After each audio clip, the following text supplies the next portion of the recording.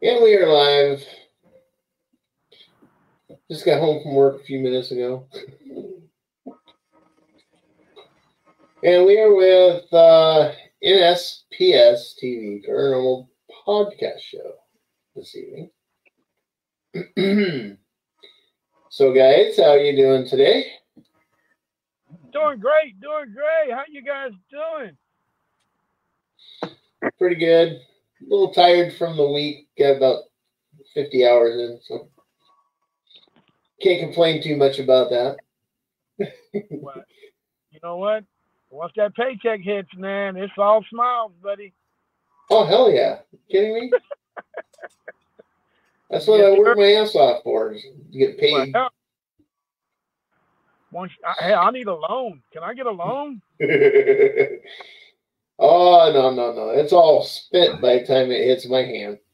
I feel you. Hey, I'm the exact same way.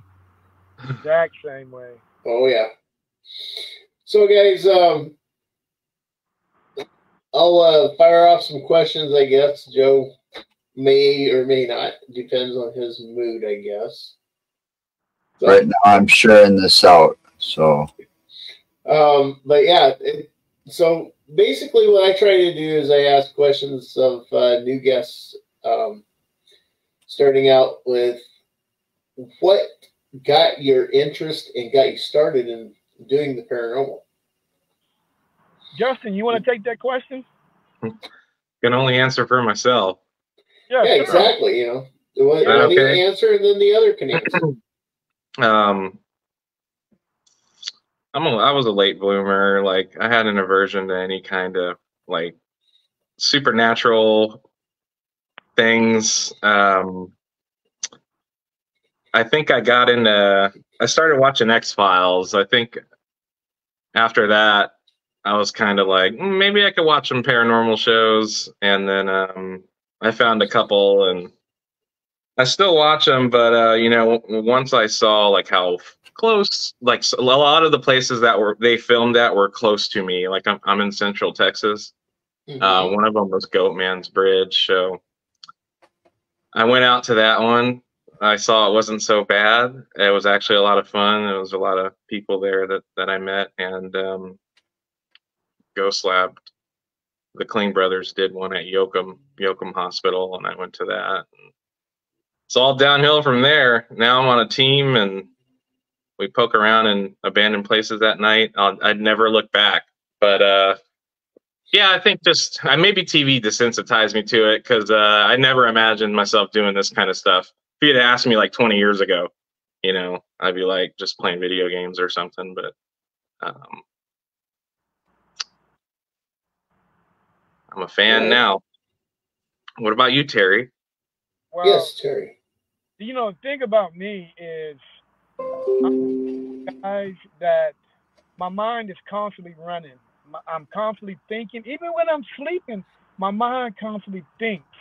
And the one thing that I constantly think about is what lies for me after I leave this planet. After I leave this body, where do I go? That's some dark thoughts.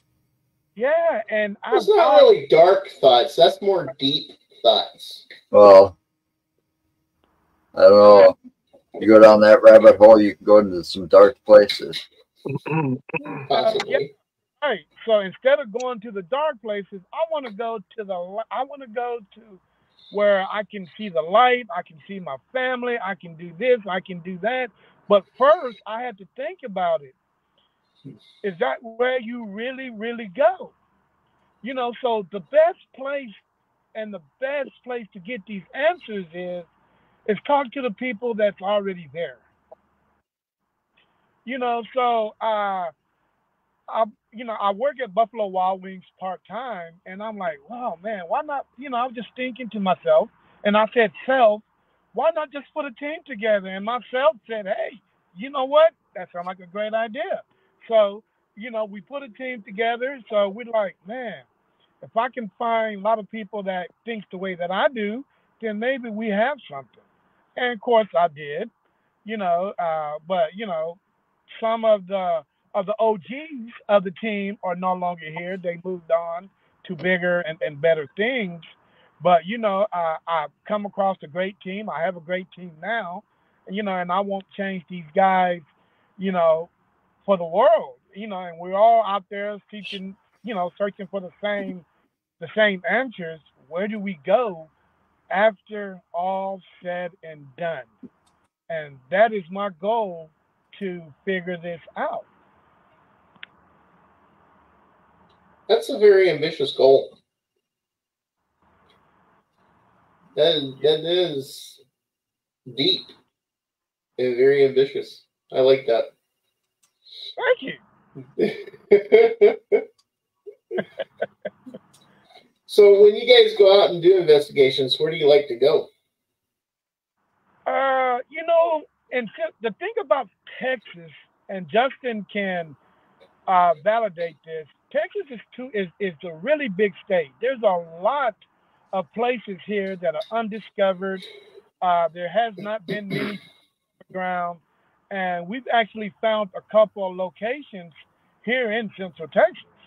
You know, where you know it's probably been maybe like a handful of people been there besides me and Justin and a couple other people, but you know, nursing homes, haunted hotels, Salado, Sadie Villa, what's up? You know, and it just abandoned retirement homes that we find. It's just that Austin is so big, Central Texas is so big, you can drive anywhere and just find a place to investigate. Mm-hmm. Yeah, I can see that. And Texas does have quite a rich history for, you know, during the time that the movement during the Western era when the movement happened and everybody started doing land grabs and moving from the West Coast or East Coast out to the West Coast. You know, I know that and then also you have Oklahoma and Arkansas and all that too around Texas that has a rich history as well. So, what are your favorite places though? Justin, I'm gonna let Justin answer that. Sure. So, there's a place called Fort Walters in Mineral Wells. So you ever heard of Mineral Wells, Texas? Can't say I have. Yeah, it's where there's a big hotel they're restoring there. I think it's the Baker or something. Okay. That Army hospital is so vast, and I think about it. I've been there a few times. It was a few years ago, but I was able to get in there and goof around for a bit. And Mineral Wells actually has quite a few places that are. I think I just like that town for like this kind of culture, like you know, paranormal enthusiasts. I'm fond of Old Park Hotel. I've had some fun there, and some high strangeness. What else do we like? Terry threw me into this place called Crest Haven, which is in East Austin. That was our first like investigation together. He had already had a history there, and we've gone back a few times. I don't know if that's his favorite place, but you got to realize each time we go to that place, something different happens every time. The smell stays the same, but something different happens every time we go back. And it never failed us. It seems like the spirits there know who we are and they know why we're there. So they interact with us on the norm. And, you know, and if it wasn't for that last incident when Ruthless Destinations, we had a joint investigation, Ruthless Destinations got ran out. Now, the question is for Justin is, do you think do you think that if we were in there, do you think that would have happened? No, because the spirits don't know who they were. If we were there, I don't think that would have happened. That's a good possibility. Wow. Not thrilled about going back there. Well, luckily nobody's mentioned it again. But that Baker Hotel, holy shit. Yeah. Looks fun to get. It looks like a real fun place. It's going to be a business, like it used to be. So it might not be. I could see renting a room there, and then, But you're saying the Baker Hotel used to be a military hospital? No. So there's a military hospital in the same city called Fort Walters Beach Army Hospital, and yeah, that looks like the hotel. Holy and then crap. in the same town, there's that thing's huge. Yes. That town's, by the way, the 2020 census said it only had a population under 15,000. It was 14,000 something. Yeah, it's a small town. I was looking it up because it sounded so interesting. How you doing, Tom? So the town has a population under 14,000, but it's got a hotel like that in it? Right. Yeah. It's probably old, like industrial, like, it might have been, I think they had oil out there or something. You know what I mean? So there was a lot of money to be made. But that town it's a rich history, and they're doing a good job of preserving like the original old part of the town. But there's a military base there. I believe the way it worked was if you were going to Vietnam, you went through this hospital. Or if you came back, you went through this hospital. And then they've also got another place. It's Nazareth Hospital. It's like a 7-story building. But that place is really unique looking too. Yeah, look at that, Justin. Look what you did to him. You got him all hung on that damn thing. Huh? It's a gorgeous place, honestly. And the lady, she did a real good job of fixing it up. It's not a hazard. I'd have a problem with that place. Why is that, Joe? I wouldn't be able to walk in there. Look at the cross up there. Everybody believe in spontaneous combustion. Doesn't mean nothing. It is the Nazareth Hospital, but I believe there was a religious person that lived on the top floor. I'm not sure what the end of his story was. I don't know if he's like haunting the place. I didn't really have a lot of interaction when I was there. I do investigate a little differently now. I was a part of a tour then, so you really couldn't get hands-on. It was mostly babysitting. Yeah. Enthusiasts. Tours are okay to maybe find places to go, but once you have them and you have your group and everything, you really need to work on getting into the place without a bunch of tours with you, because then you get to see more. You get to experience more. You have more things happen. Well, I think it shouldn't be large groups either. I mean, unless the building's quite large, but like that school we were in Iowa, there was a lot of people there. Well, between us and the other crew that was there with us, right, there were quite a few people.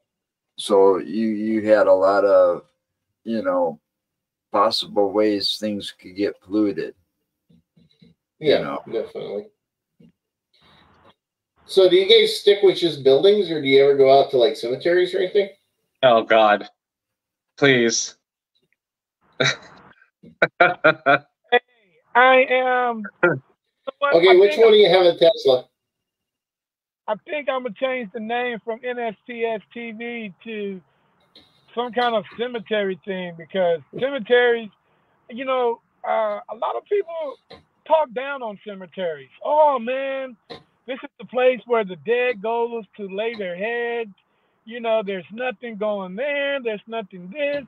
But dude, I'm telling you, man, Texas has some of the most creepiest cemeteries you can ever walk into. Now, you walk in one way, but I guarantee you're going to walk out another.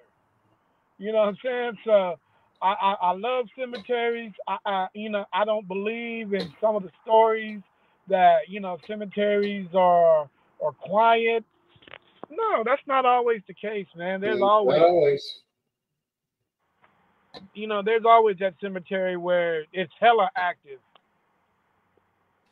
You know, and it's just something about cemetery. Hell, I was at one today. You know, and I feel like I'm at home no matter what cemetery I go to. I am You not know, feeling like that. Yeah. So there's a romance about what we do with our dead, and I respect it. And I go in there, like I'll definitely do some night shots. There's one in Belton, Texas. It's off of it runs down Main Street where the University of Mary Hardin Baylor is, and Industrial Park, I think it's called. But I swear it's like a square mile. But they have enough like lights in the ground to where if you take the night shot, it looks like it's still daytime outside. So took about 200 of those, and planning on going through those soon. There was one time they wanted to do two. I can't remember what it was. Biddick Cemetery. It was in Liberty Hill. And then there was another one about 30 minutes away. By the time we got to the second one, we were all drained. I don't know if it was allergies or what, but I'll do cemeteries, but I think maybe one a week is like a soft limit. It has an effect on me. I feel like I don't know if it's paranormal, but they just want to kiss you, Justin. They just want to make sure you feel comfortable coming to visit them, man. Because you gotta realize, once these people are put in the ground, they don't get anybody to go visit them. They just left alone.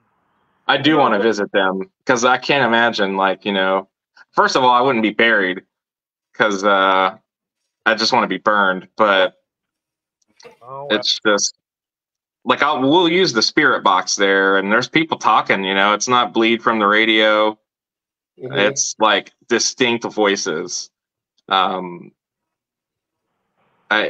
try my best to be respectful, but I don't know. Sometimes we come out of there and it's not. You can be respectful and everything when you go to cemeteries. I actually like doing cemeteries. I used to live up the street from a cemetery. Wow. Yeah, it was a nice big cemetery, and we'd always go down, walk through there when we were walking around the country block. I lived out in the middle of nowhere. So I've never been that close to one. I've always wondered what it was like, though, because there's one we're going to check out in Coppers Cove, Texas, sooner or later, where there's a neighborhood around this cemetery, and it seems quiet there, but I won't know for sure until I go in there and investigate. Where was it that you lived, Mark, when you were like in an apartment before you bought your house, and you were like, I was in Fort Atkinson, next door to a cemetery? Yeah, I was in Fort Atkinson, and the apartment building that I was in was literally just like not even a third of the block or quarter of the block, fifth of the block away from me was a cemetery. I could literally walk out my front door, walk up about distance of half a football field, and there was a cemetery. Yeah, because we did an investigation there one night. Yeah, we went in there. We just went in there and just kind of walked around and looked at stuff and did some video, and How'd that video come out? It really didn't catch anything. Oh yeah. Yeah. Some cemeteries do have activity, some don't. I mean, it just depends. Or you're just there at the wrong time. Yeah, maybe they're at the wrong time. There's one out near his house or over in his vicinity that we've been to twice, and Eagle Road. I've got my camera's footage and his wife's camera's footage, and on mine you can hear what sounds like a growl, and on theirs, right around the same spot, you can hear what sounds like a growl. And you just froze out. No, just a little bit. Just a freaking internet here. And Joe and his wife were on the other end of the cemetery from me, And it's not a And very big cemetery. It's not a very big cemetery, but I still couldn't hear them, and they couldn't hear me and my girlfriend on the end that we were on. But you could hear on both audios that there was a growl right around the same time. Hmm. So there was something out there. I don't know if it was coyotes or if it was a dog, you know. Yeah, we were out in the this cemetery was like out in the middle of nowhere. It was just like a farm quite a ways away, another farm quite a ways away, you know, and all rural road, you know, with no street lights on it really. You know, the first time we were out there though, we had like a plane, low flying plane, and there's no airport within the vicinity of that cemetery. Fly over after midnight. Yeah, it wasn't a prop plane. It was an actual jet. Yeah, it was an actual jet. It just didn't make sense because there are no airports capable in that vicinity capable of handling a jet landing in. Wonder what that was. Don't know. See, there's a question over here. I tried to get it on my camera, but Lewis. it's kind of hard to go like this and try to, you know, when it's going so fast. Because we heard it and coming. I will say yes, there is more energies on full moons. Yeah, he turns into a werewolf. The full moon has a tendency of depositing more energy onto the vicinity. You know,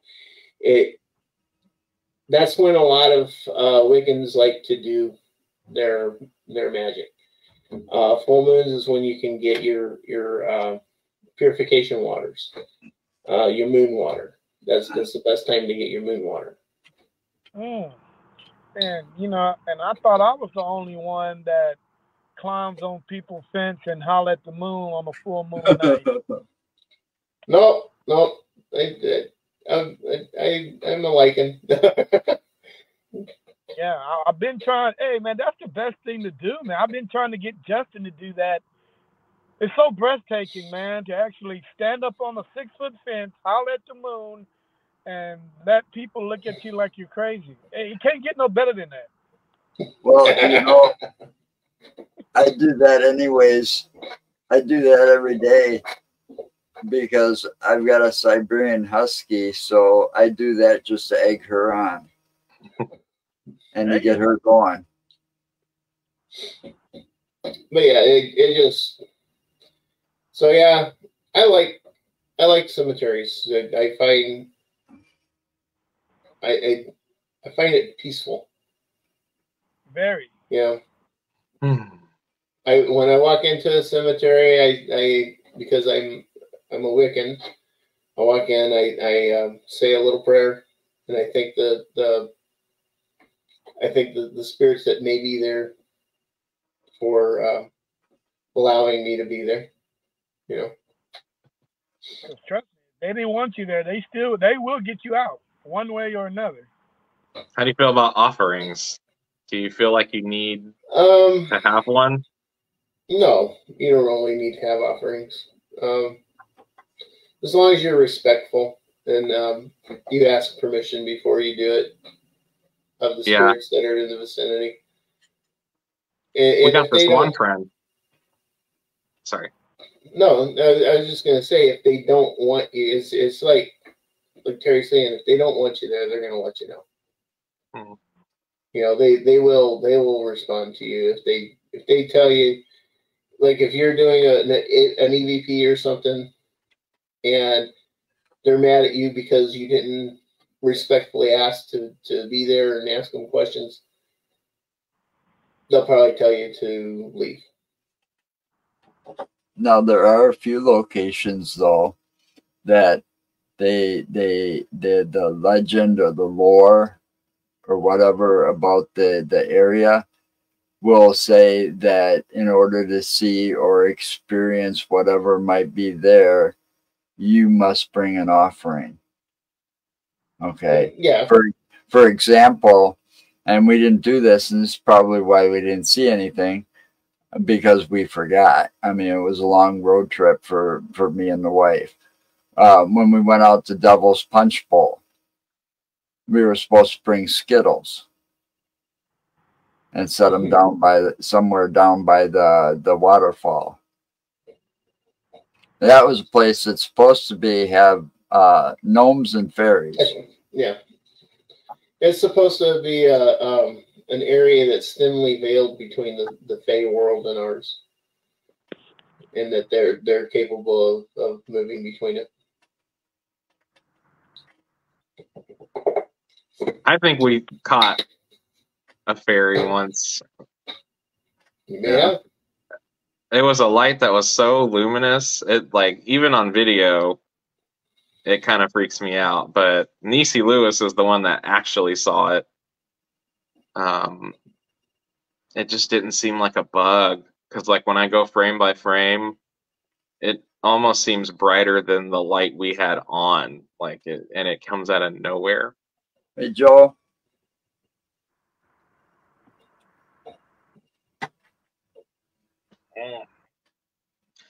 Niecy likes cemeteries, let me tell you. She's like. I remember when I was getting to know her and we were working. She's like, you got to walk out backwards or something or other. I'm like, oh my god, here we go. It's like, but I do bring an offering when I usually have some change in the car or something, or like I had a couple of dum-dums from another place that I left. Yeah, I don't find it necessary to walk out backwards. I've been dealing in the paranormal for since I was like 13, 14 years old. I've always had an interest in it because of my mom. And he's old. My mom had the ability to sense spirits and energies, and I wound up with it. And I am literally the only male in my family that has it. And my daughter, she had it. I actually, when I lived in California, I'm originally from there.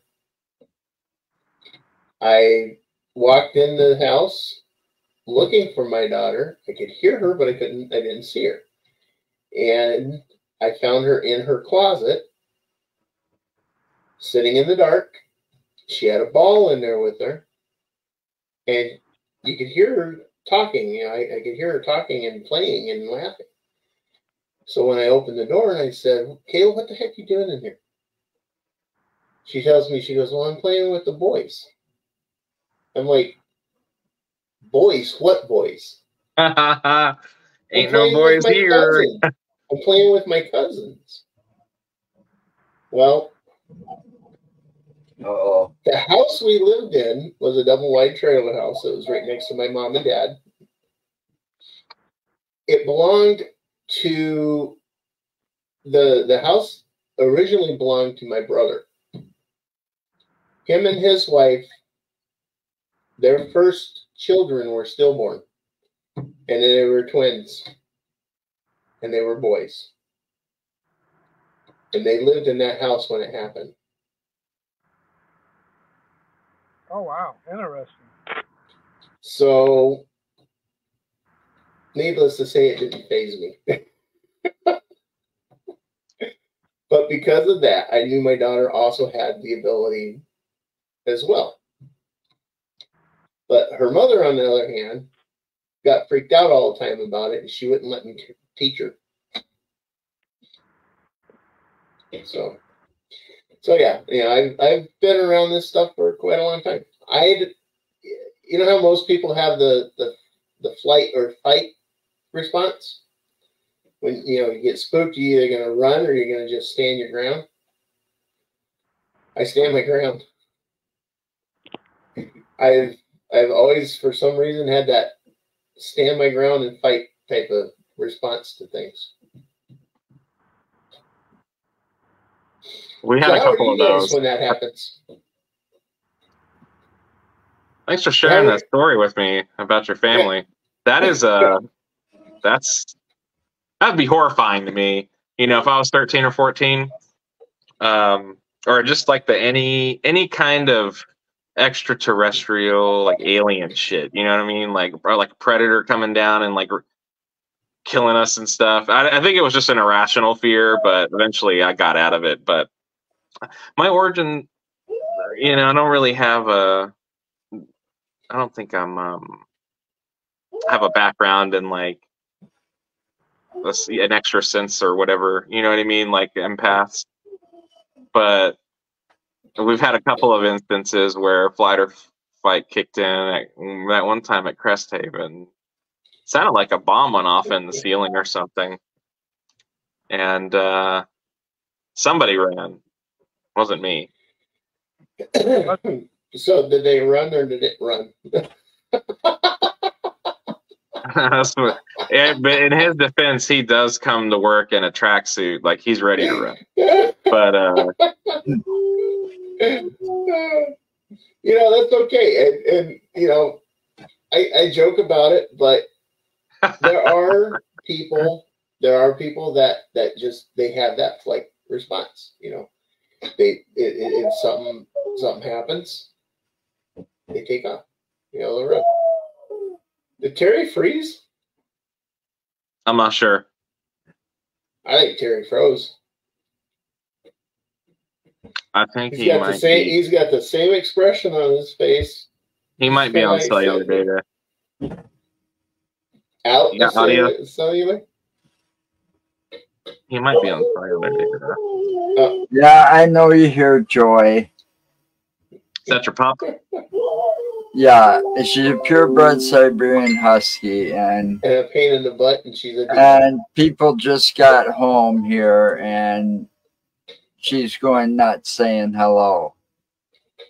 You know, she hasn't seen the kids since a couple of weeks, and Janice hasn't been here a couple of weeks, so she's going nuts. Oh.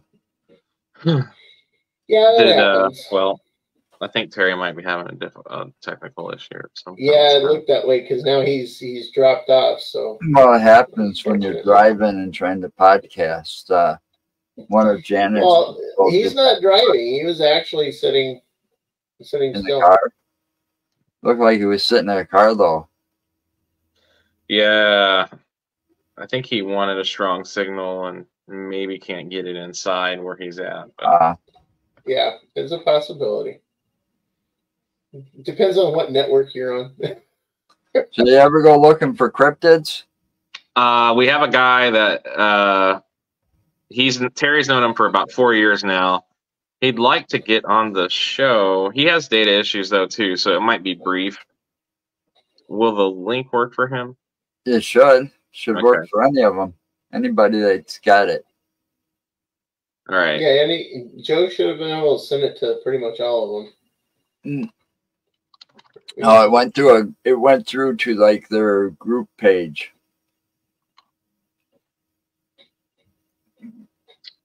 So whoever's got access to that group page got access to the link and can join in the show. And SPS TV? Yep. All right. Because that's where I sent it to. Oh, damn it. All right, Mark. Make up your mind. Hey, I didn't expect you to click it. I had my cursor already over it. Sorry about that, fellas. That's all right. We asked about cryptids, and I was talking about Chad, but I don't think he's going to be able to get on here. And Nisi wants to know about skinwalkers. She just asked, "How do you feel about skinwalkers?" Yeah. Now, who are you asking that to, Nisi? Me, Joe, or the guys here? Well, she knows how I feel about them. Hey, don't you guys have stuff like with the chupacabra down in that area? Right. So people talk about a weird looking dog, and I honestly, I don't spend a lot of time in the places where I guess there are a lot of sightings. We do get a lot of like cryptid sightings in East Texas. There's a huge national forest out there. The name eludes me at this time. It's near Cold Spring, Texas, but there is another team that is going to buy a big chunk of land out there to do like extended investigations. It's Bigfoot. They're saying they're seeing Bigfoot out there. I can't remember the name of that isn't forest. really. I don't go looking for them yet. I don't discount the effort or discredit the effort of anybody, going for it, but Right. mostly just old places is what I'm looking to do. Well, To answer that question, I was going to answer that question here. Go ahead. To answer her question, we have been investigating a piece of property here in Wisconsin for this will be the 4th year we'll be going out there. And it's not by us. We didn't name the property this, and neither did the owner. It was another paranormal team or person. And they called that the Skinwalker Ranch of Wisconsin. We went there looking for the Dog Man, the Beast of Bray Road. Okay. Basically, Michigan's got one called Dog Man, basically dog bipedal figure. And we went out there looking for that and expecting only stories about this. And we got a lot more than we bargained for. So that's why we've been going back almost every year. Sometimes there's tons more out there. So it's out there where I caught my video using my spotter scope. I caught a video of an orb. It's not dust and it's not a bug, because when it comes in, it's like a half an orb when it comes in and it's flashing. Those are neat. It's like pulsing.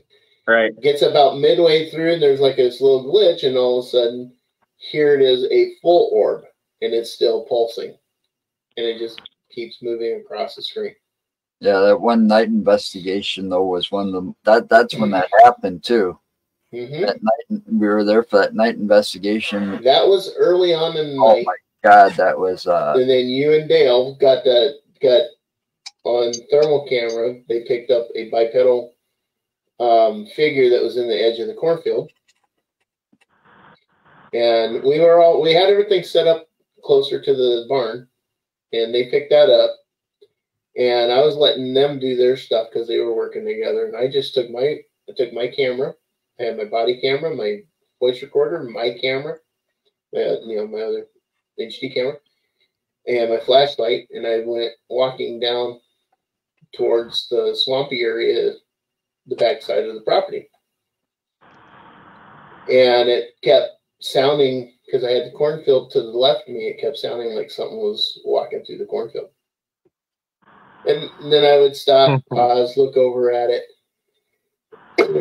And you can hear me on the audio on the camera calling out whatever's there, telling it, come talk to me and all this other stuff. But I got down to a certain point, and mosquitoes were just eating me up. So I turned around and started back and came back. And I was nowhere where I could hear them either. They couldn't hear me. You get closer to that little like swampy little area, water area, the mosquitoes were real thick. Yeah, they were very thick. So on my way back, then I had the cornfield to the right of me, and I had the open field to the left of me at that point. I kept still hearing sound like something in the cornfield. And then I would call it out, say, come talk to me. Don't be afraid of me. So like that. Got about a little over halfway up to where they were, and off to my left, in the middle of the field, the hay field, I seen something white and low to the ground just move. Just took off. And I panned my camera around, and I didn't catch anything on it. But when I got back up there, these two had been talking about the bipedal whatever the heck that was, they lost sight of it. And Joe here was talking to Dale about it and said that maybe it followed Mark down in the cornfield there. So you got them confirming that they lost sight of it, wasn't sure where it went, and then you got me calling whatever the heck was in the cornfield out to come talk to me. We had a story about this. It was a house call where the homeowner said they were taking a bath outside in like a big tub or something, and a dog or something bipedal, or what do you call it when it's all fours? It was dog-like, right? But it was like drinking from the tub. And she said she reached over like just to pet it, and it kind of slinked away. And then I guess she lost sight of it, but she knew it wasn't one of her dogs. She's got a few dogs, but so we went out there to investigate, and it's been about 8 months, but recently we returned, and we were hearing whistles and like footsteps and stuff like that, and they feel like it could be a skinwalker. I don't know much about it, but how do you deal with it? Skinwalkers are it's kind of hard to explain because the Skinwalker legend is more of the Native American legends, and the Skinwalkers in the legends that I've heard say that it is the elder or the medicine man that of the tribes is the one that calls forth the Skinwalker, and a lot of times it was brought forth to wreak revenge on a warring tribe or a neighbor tribe that was warring against them and stuff like that. Also to protect the land. About the Skinwalkers, they're also considered to be demons. You know, very strong, very agile. Not exactly sure what to really think on them. I mean, I believe that they could be real, but otherwise, not really sure. Hello, Chad. Hello, Irene. Thanks for joining. Yeah, I think Chad's into cryptids, Irene. if I'm correct, but I don't think he's going to be able to get on here, so he'll be in the chat.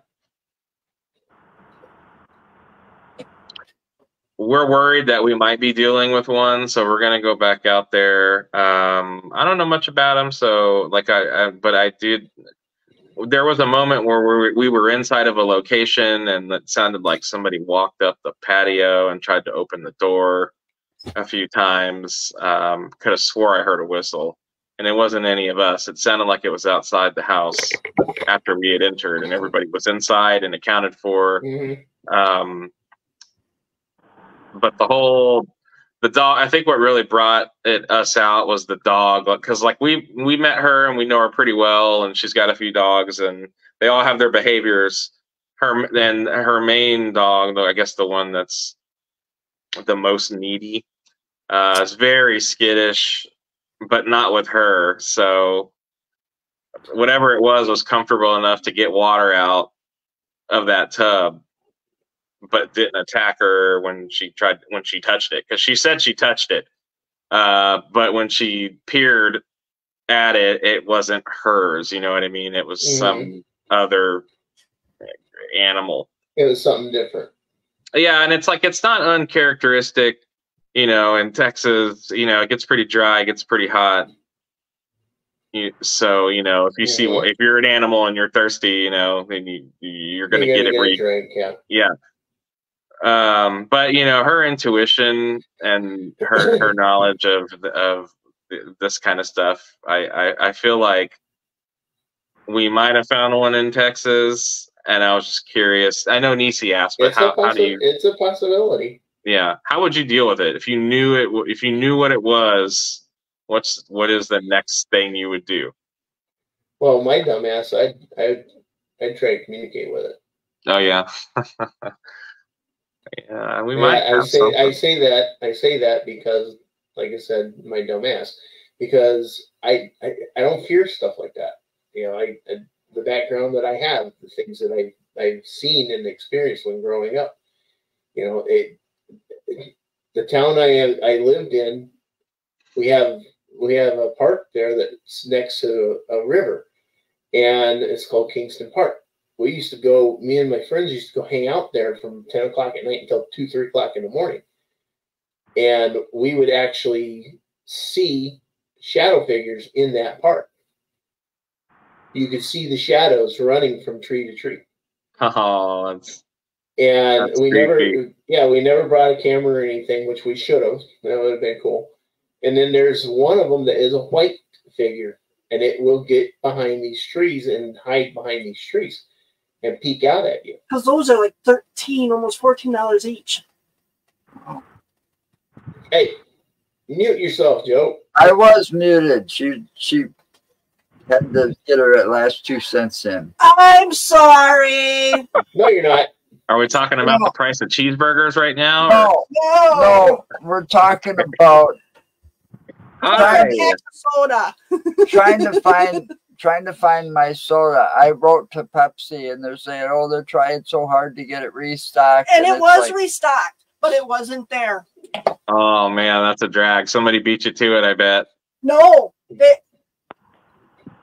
don't even have a spot for it. Huh. Well, that's not good. Pepsi hard to get up there? No, Pepsi. It's Mountain Dew's what he drinks. You could, if you was to prick his finger, he'd bleed that Mountain Dew yellow, green, whatever. I never got on the Mountain Dew, but I've always been curious about the truck stops. Like, I mean, there was this one show I was watching where they would go to a Sheetz. You ever been to Sheetz? No. No, and I think it's more like a Virginia, like West Virginia thing, Maryland. like over there. But they have them in Maryland, and I've seen them. Yes. Sheetz? Yes. Yeah. I'm gonna go there. We got Buc-ee's down here. I don't know if you ever heard of that, but I've heard of Buc-ee's. Yeah. Yes, I've heard of Buc-ee's. But yeah, like I haven't traveled that much, so truck stops aren't that. Hey, Yeah. not warning, guys. Do not hang around at truck stops in East Texas and West Texas. Those black-eyed kids will get you. Oh yes, I remember hearing stories from down in that area. I did about go to the black-eyed kids, black-eyed children. Black-eyed children. They have their eyes are like solid black. They have no white in their eyes. That's gross. I read a few things about them. You know what? If they ever come to the hood, hey, you know what's gonna happen. They're gonna get hit with a bicycle.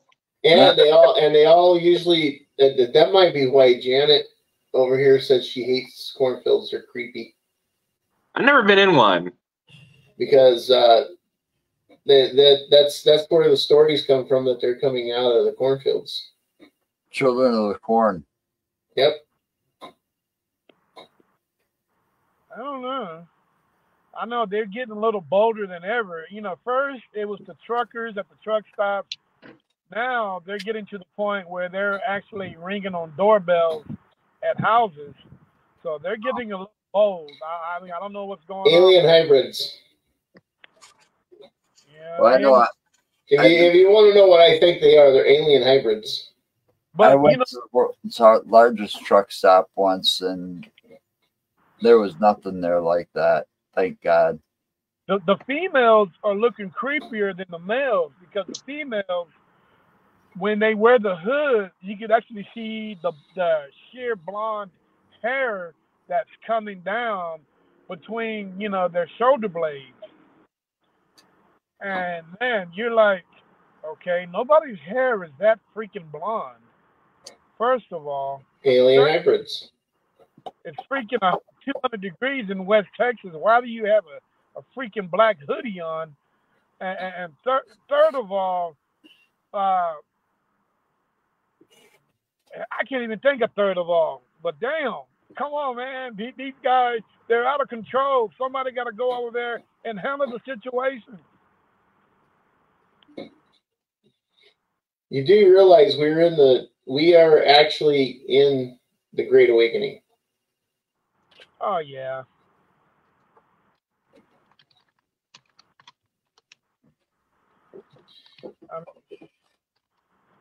There's a lot of things going on this planet that we never understand.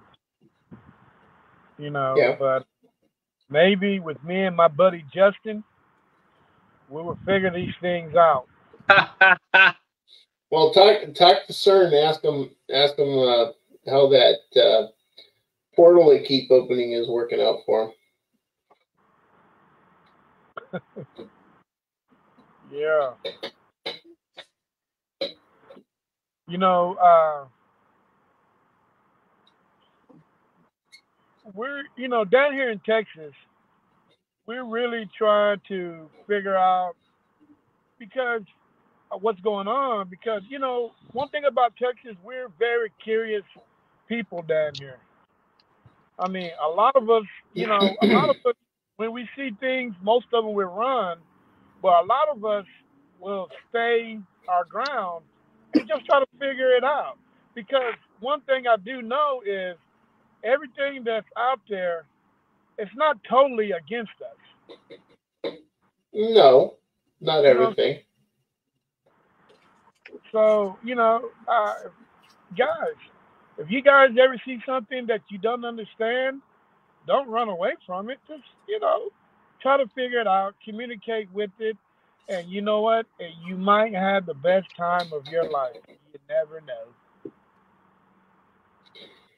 I honestly, Irene, I don't believe that it's too dangerous to be curious, it's dangerous to be too curious. It depends. It depends on the situation, you know. When you're as sensitive, you can sense the bad energies. Yeah.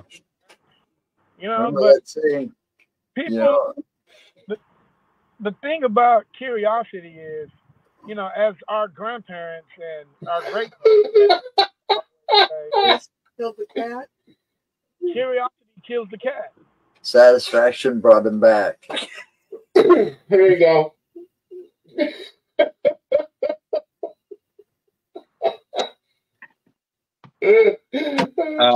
Nancy wanted to know. Terry likes to stick his finger in that light socket. I'm going to give you a fun example.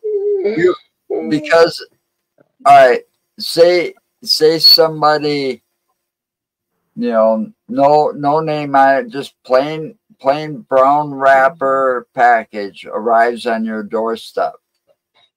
Okay, you don't hear any ticking or anything like that, but do you open it?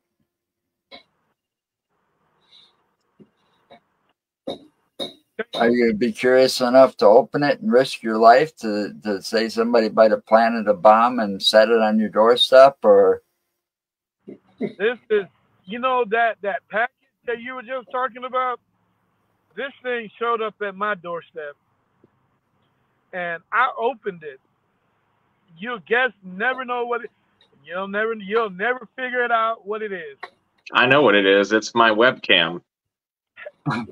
No, Justin, it's these LED shower lights, man. Oh yeah, I would have guessed that second. I want some LED shower lights these days. Anything to make a money. Anything to make a buck. Pretty much. Hey, Nisi had a question about what y'all think we should do if you wanted to interact with the Skinwalker, is there something specific we need to do? What are y'all doing when y'all go out there? Well, like I said, we're not even sure if it's a Skinwalker where we go. Yeah. We're I don't not want to sure be what obvious it and be like, actually "Hey, are you a is. Skinwalker?" And then like wait for a yes or no. Like, I don't know. And I guess my question is, the woman that touched that animal or whatever it was, did she say how it felt whenever she touched it? Something she didn't recognize. I think her initial reaction was that it wasn't her pet, Okay. but after touching it, it vacated. But it seemed like there was something weird about it. It hasn't happened since, but they've been reporting some other stuff that's a little strange, like mimicry, like when you hear somebody's voice, but they're not, there. Silky and soft. Is that what she said? Unnatural. That's what Nisi's saying, she said. Yeah.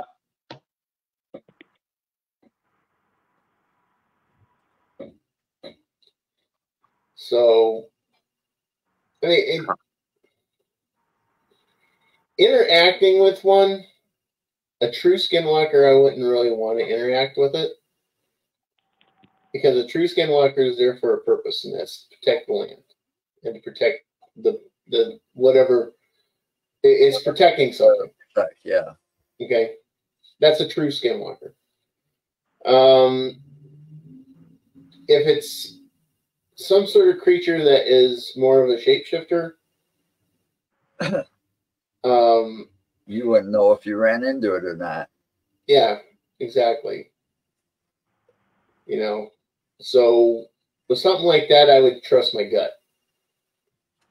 The gut always knows. Yeah, I trust my gut when it comes to people. I trust my dog when it comes to people. That too. I trust my dog a lot more than I trust most people. Actually, hey, I got a question for you guys. Now, Native Americans, we're talking about this whole Skinwalker thing. There's not too much of a difference between a dog man and a Skinwalker. Okay. Not really. The Skinwalker also, just like the dog man, will cut an animal out, gut him, and put the head of the animal that he cut it off on top of his head. That is called the dog man. They stood out among the Indian tribe, and so on and so on. Now, couldn't the Skinwalker be the same way? And that's why people sometimes, they take these certain forms or whatever animal that they killed. For an example, if an Indian brave would kill a wolf, or kill a wolf and gut the wolf and put the wolf on his head, wouldn't that be the same thing? Or or a sheep? No, you're seems to want to take form, as but the Skinwalker is not too different from a dog man. What you guys think? Well, you're explaining about an Indian brave killing a wolf, and then taking the wolf's head and everything and making a headdress out of it to put it on his head. That's not him trying to take the shape of the animal. That's him making a trophy, exactly. Out of that animal's head. And it's showing that he was strong enough to take this animal down, and that's proof of his abilities. Where with the Skinwalkers, the difference is the Skinwalkers are basically demons. They're a demon conjured into reality, but they're also bound to protect whatever they're there to protect.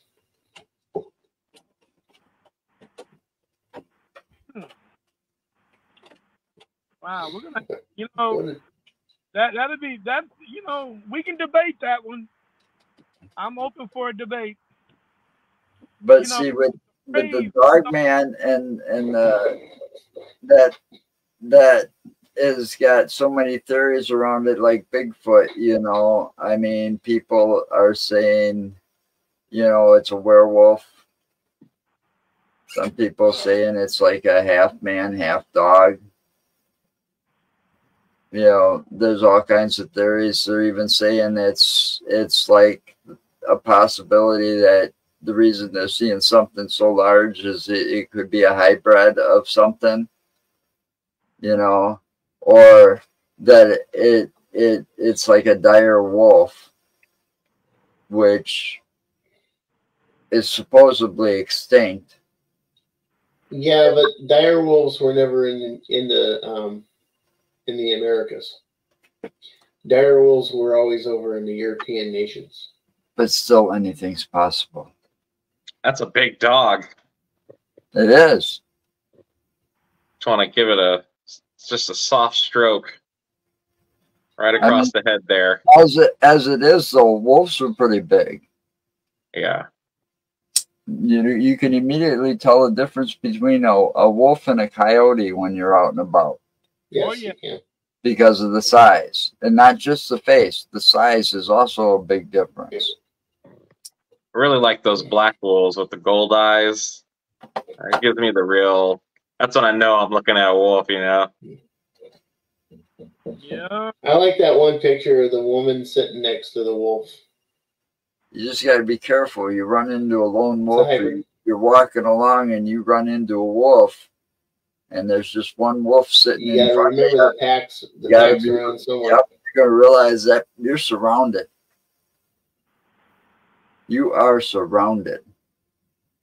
That guy's that one dog was just there to get your attention, so the pack can creep in up behind and around you. An incubus is a male version of a succubus, and a succubus basically feeds on your life energy. Yeah. Sound like somebody else on there.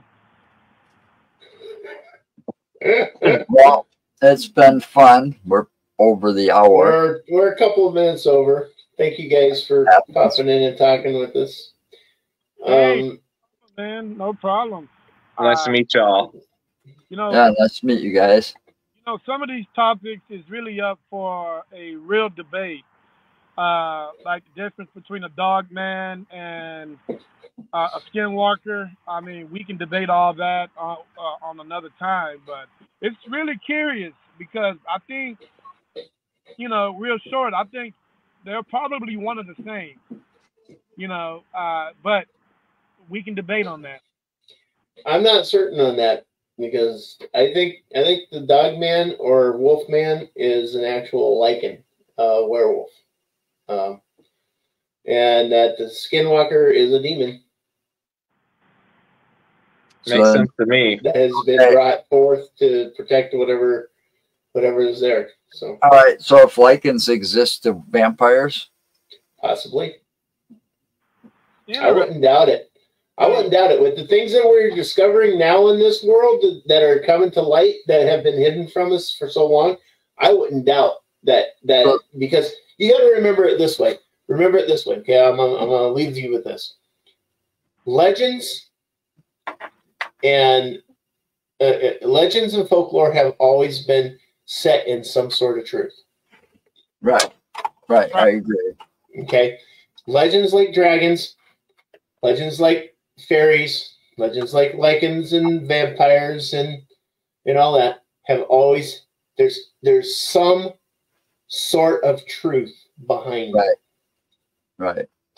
So see what I could be what I've been myths saying. And legends. So what I've been saying all along could actually be true. Then. Sorry, Terry, didn't hear what you said, but you know, if people say Van Helsing is a legend, but he's in more books, more movies, more TV shows than any other paranormal investigator on the planet.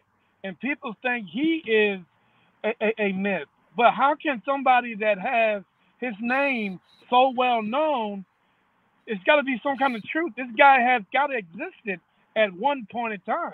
Yep. Possibly. It's a very good possibility. So everybody out there, thanks for watching. Yes, thank you all for participating, and thank you guys for popping in. More than welcome. Come back anytime. Just let us know. Happy Easter. Yes, have a happy and safe and fun Easter. And You have a too. safe weekend. Take care. And remember, anything's possible.